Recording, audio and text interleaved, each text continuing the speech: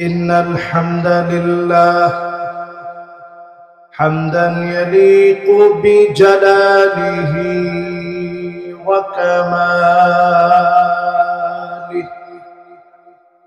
سبحانه وتعالى له الحمد في الأولى والآخرة وهو على كل شيء قدير. اللهم إنا نشهدك ونشهد ملائكتك وحملة عرشك وجميع خلقك أنك أنت الله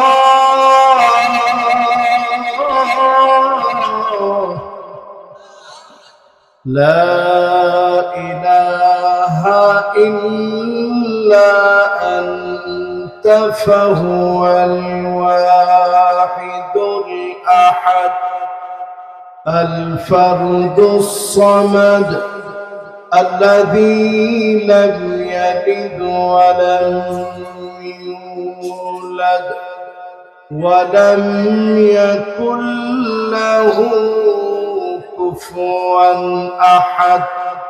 ونشهد أن سيدنا وسندنا وحبيب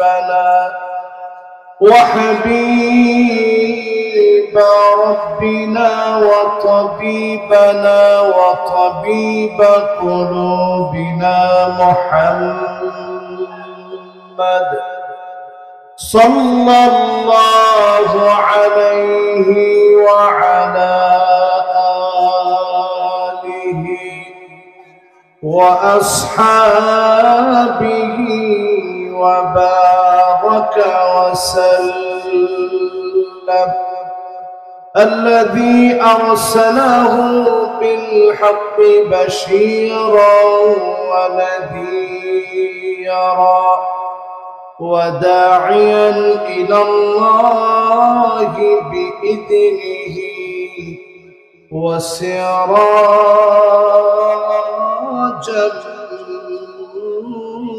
منيرا. فقد قال الله تبارك وتعالى في كلامه المجيد وفي فرقانه الحميد. সবাই মিলে পড়েন আউযু বিল্লাহি মিনাশ শাইতানির রাজীম। বিসমিল্লাহির রহমানির রহিম।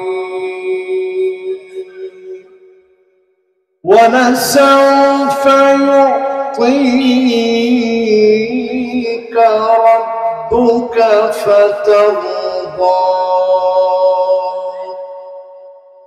وقال تعالى في شان حبيبه مخبرا وآمرا إن الله وملائكته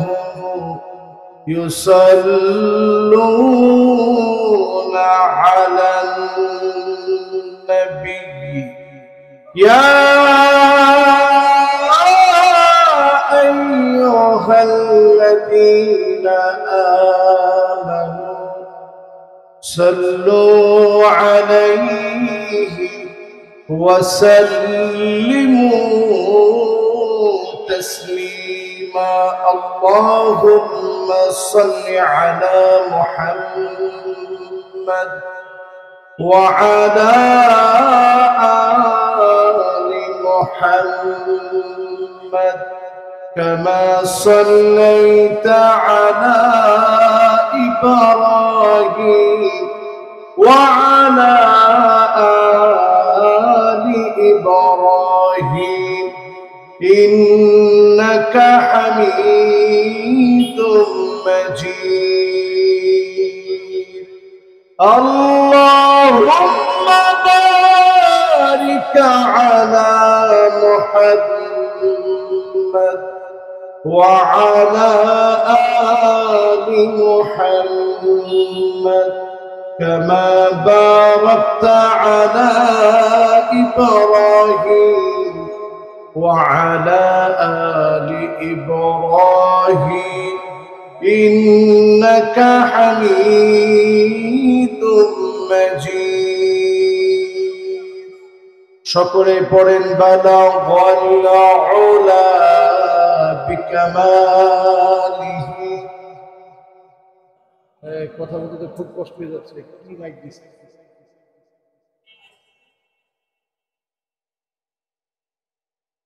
সাল্লু আলাইহি ওয়া আলিহি अगर ना होती ये फूल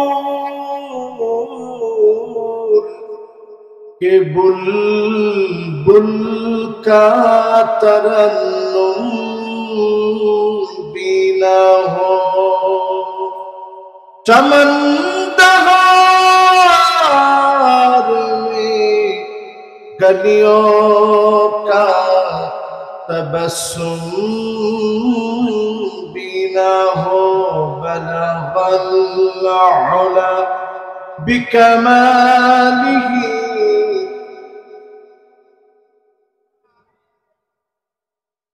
हसनत जमीअ खसालिही,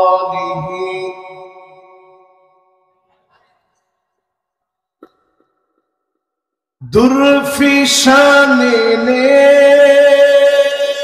तेरी कतरों को दरिया कर दिया, दिल को रोशन कर दिया, आँखों को बीना कर दिया, बलगल उला बिकमालिही।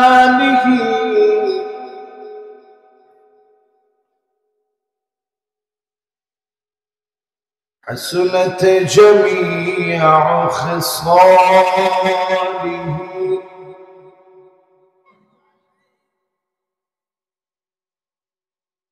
আজকের এই মোবারক মাহফিল দক্ষিণ বালিদা হাফিজিয়া মাদ্রাসা ও এতিমখানার উদ্যোগে আয়োজিত 24তম বার্ষিক তাফসীরুল কোরআন মাহফিল মাদ্রাসার আজকের পাশের এই ময়দানে বালিদা মনিরামপুর যশোরের আজকের এই মাহফিলে উপস্থিত সম্মানিত হাদারাত, মেহমানবৃন্দ, সভাপতি আলহাজ মোহাম্মদ মোমরেজ আলী ধুমকি সাহেব, ওনার জন্য আমরা দোয়া করছি। মাদ্রাসার সম্মানিত সভাপতি, মাহফিলের সম্মানিত সভাপতি, আল্লাহ পাক ওনাকে হায়াতে তাইয়্যিবার সাথে কবুল আর মঞ্জুর করেন। সকলে পড়েন আমিন। এই মাহফিলের সম্মানিত অতিথি মণ্ডল, যতজন অতিথি রয়েছেন, অতিথি মহোদয় যারা আছেন, সবার জন্য আমরা দোয়া করছি আল্লাহ রাব্বুল আলামিন সবাইকে যেন দ্বীনের জন্য কাবিলিয়তের সাথে, মাকবুলিয়তের সাথে আল্লাহ যেন কবুল মঞ্জুর করেন। পড়েন আমিন। মাহফিলে কথা রেখেছেন যত আলেম, আল্লাহ পাক প্রত্যেককে কাবিলিয়ত, যোগ্যতা দান করে দিক, ইখলাসের সাথে কথা বলার তৌফিক দান করে দিক। পড়ে আমিন। উপবিষ্ট হয়েছেন হাজারাত উলামায়ে কেরাম, ফুদালা, কুরামা, আইম্মা, যতজন আজকের এই মাহফিলে আসবেন, তারুণ্যের উচ্ছ্বাস, দিক দিগন্তের দিকপাল তরুণ প্রজন্মের আমার তরুণেরা,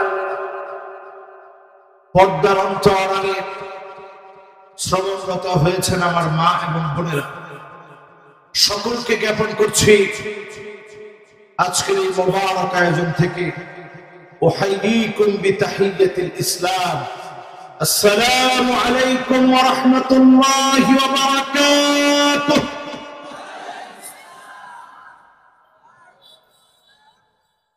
যে মহান মালিক দয়া করে মায়া করে ভালোবেসে এই মাহফিলে আসার তৌফিক দিয়েছেন, খুশি না বেজার?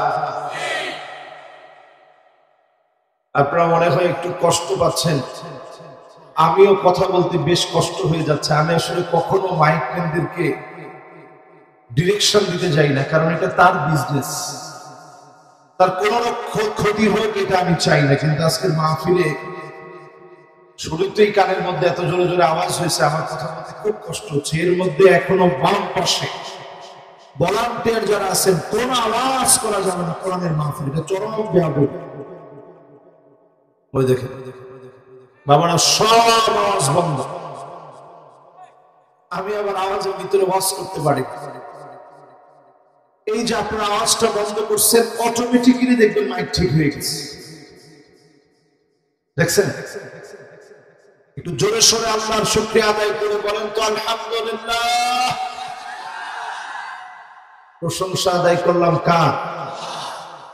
আমার মনে হয় যুবকেরা এখন আওয়াজ করে বলেন, সব যুবক মিলে মাহফিলের হক আদায় করে যুবক মুরব্বী সবাই মিলে বলেন তো আলহামদুলিল্লাহ। এখন আলহামদুলিল্লাহ আওয়াজটা সুন্দর হচ্ছে। এই মাহফিলে যতজন আমরা বসছি, বাবা কথা বলা যাবে না, মেহরবানি করে বাজার না ভালো। আপনি একলা একটু একজনে ডাক দিয়েছেন, কতগুলো মানুষের ক্ষতি করছেন জান। ওই যে কয়েকজনে ডাক দিয়েছে, আয় আর আওয়াজও শুনবো। সবার মনোযোগ ঠিক আছে তো ইনশাআল্লাহ? আমরা খুব বেশি লম্বা সময় নিয়ে ওয়াজ করার সময় পাবো না, অল্প সময় হাতে আছে। ও একজন মুরব্বী বলে দিয়েছে, হুজুর একটা পর্যন্ত করা লাগবে। তো মুরব্বী যদি একটা পর্যন্ত থাকতে পারে, যুবকরা আপনারা পারবেন তো ইনশাআল্লাহ? কটা পর্যন্ত শুনবেন? না সারা রাতের অবস্থা আমার এমনিও জানা নাই, আর রমজান এসে বলেছে তাড়াতাড়ি ওয়াজ করে রমজানের প্রস্তুতি নিব। রাজি আছেন তো ইনশাআল্লাহ? এই মাহফিলে যারা যারা আমরা বসছি, একটা লোক আমরা বাদ থাকবো না, সবাই মিলে পড়বো আলহামদুলিল্লাহ। আল্লাহ পাকের শুকরিয়া আদায় করার পরে দরুদ এবং সালাম পড়ছি সাইয়্যিদুল মুরসালিন, খাতামুন নবিয়্যিন, ইমামুল মুরসালিন ওয়ান নবিয়্যিন, ইমামুনা কুদওয়াতুনা হাবিবুনা মুহাম্মাদুর রাসূলুল্লাহ সাল্লাল্লাহু আলাইহি ওয়াসাল্লাম। কেউ কি আমরা বাদ আছি? সবাই মিলে আরেকটা বার একটু দিলের ভালোবাসা দিয়ে বলেন তো মুহাম্মাদুর রাসূলুল্লাহ সাল্লাল্লাহু আলাইহি ওয়াসাল্লাম। সবার মনোযোগ আছে ইনশাআল্লাহ? সূরা দুহা থেকে ছোট্ট একটি আয়াত কারীমা আমি তেলাওয়াত করছি। এই আয়াতটিকে ঘিরে চার পদ্ধতিতে আজকে তাফসীর হবে ইনশাআল্লাহ। তাফসীরের ভিতরে মন গড়া কথা বলার কোনো সুযোগ নেই। বাংলাদেশে দেখবেন ওরস মাহফিলের ভিতরে কোনো বাধা হয় না, কিন্তু তাফসীর মাহফিলের ভিতরে বাধা আছে না? কম না বেশি? ওই জায়গায় বাধা নাই, তাফসীর মাহফিলে বাধা কেন? কারণ তাফসীর মানেই হচ্ছে কাশফুস সির, গোপন বিষয়গুলো ভেঙে ভেঙে মানুষের মাথায় প্রবেশ করিয়ে দেয়া। জোরে করে আল্লাহ। মাশাআল্লাহ, না কোনো অসুবিধা? অসুস্থ মানুষ, ওর জন্য আমরা দোয়া করি, আল্লাহ ওর সুস্থতার নিয়ামত দান করুক। পড়ে না আমি, আমাদের একটা ভাই একটা সন্তান এরকম হইতে পারত, আমি নিজেও এরকম হইতে পারতাম, এখনো হইতে পারে। যিনি আমাদেরকে সুস্থ রাখছেন তিনি কে? এই মাহফিলে যারা আমরা বসলাম, আল্লাহ রাব্বুল ইরশাদ করেন وَلَسَوْفَ يُعْطِيكَ رَبُّكَ فَتَرْضَىٰ